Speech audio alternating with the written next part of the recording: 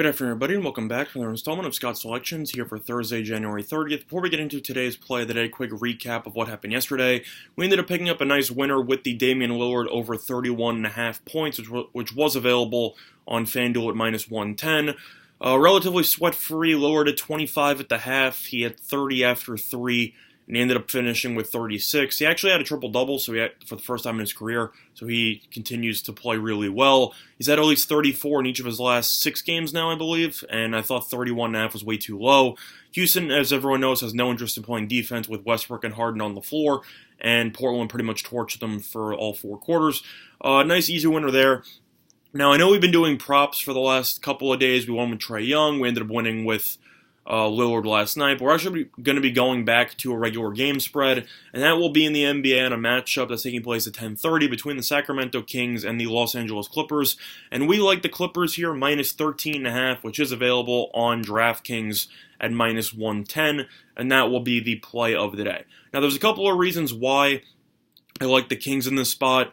First of all, you have the fact that the Kings played yesterday and the Clippers have not played in the last 3 days. Huge rest advantage to the Clippers here, as Sacramento ended up getting blown out at home by Oklahoma City yesterday as they lost by 20 points. Meanwhile, the Clippers have actually played pretty well. They've won 4 of their last 5. They're actually in the middle of a massive road trip, though, so they're finally getting to return home after such a long road trip. They won 4 out of 5 in the road trip. They've won each of their last 2 games by at least 5, but they beat the Heat by 5 on the road. Very impressive because the Heat have only lost like 2 home games all year.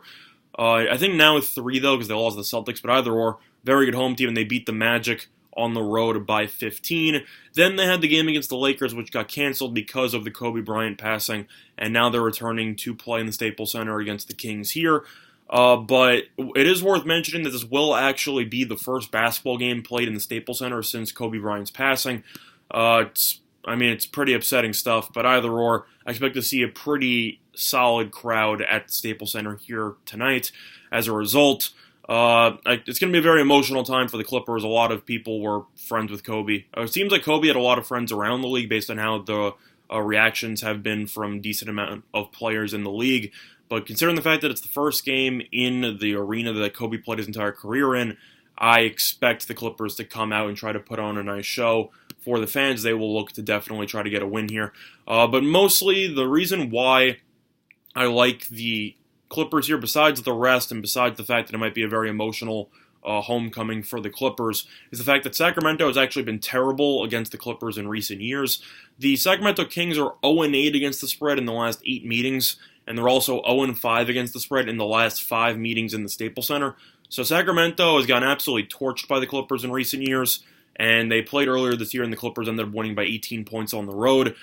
Plus, it is also worth mentioning that Patrick Beverley and Paul George are both expected to return to the lineup. So Kawhi's been carrying most of the load by himself because Paul George hasn't played in a while. But now George and Beverley are expected to come back. You have Sacramento on the second end of a back-to-back. I think it's going to get ugly. I think the Clippers should win this game pretty easily. I think they're going to end up winning this game by at least 20. So the play of the day, once again, will be on the Sacramento Kings minus 13.5, and that line is available on DraftKings at minus 110, and that will be the play of the day. Now, looking at the rest of the betting card here, looking at the NBA, lean to Philly minus 6.5. I know that Atlanta has played better at home than it has on the road. The team doesn't play any defense. Simmons is expected to play even though he has a respiratory issue. And I know that Embiid is finally back in the lineup. Simmons and Embiid have not looked good coexisting, but Atlanta is so bad defensively that I think Philly should be able to score at least 120 in this game, and they should be able to cover. Lean to the 76ers on that one.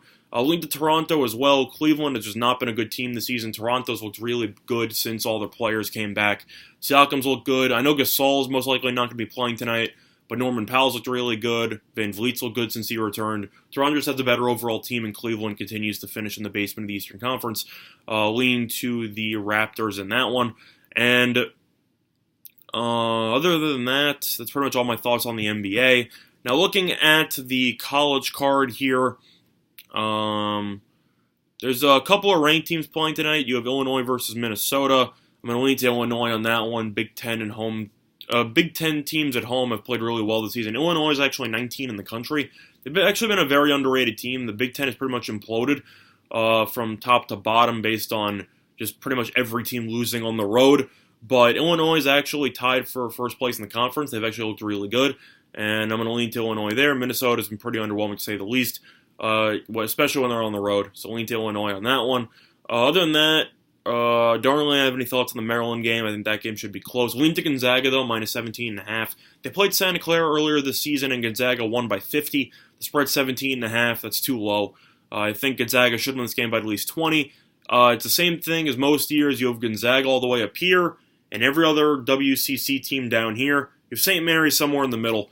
But overall, Gonzaga is just light years ahead of every other team in the conference, and I don't think Santa Clara will have any answers. I know Santa Clara has been really good at home, but Gonzaga is a different animal, and I think Gonzaga should win that game by at least 20, so lean to the Bulldogs there. But the play today, once again, will be on the Los Angeles Clippers minus 13.5, which is available on DraftKings at minus 110.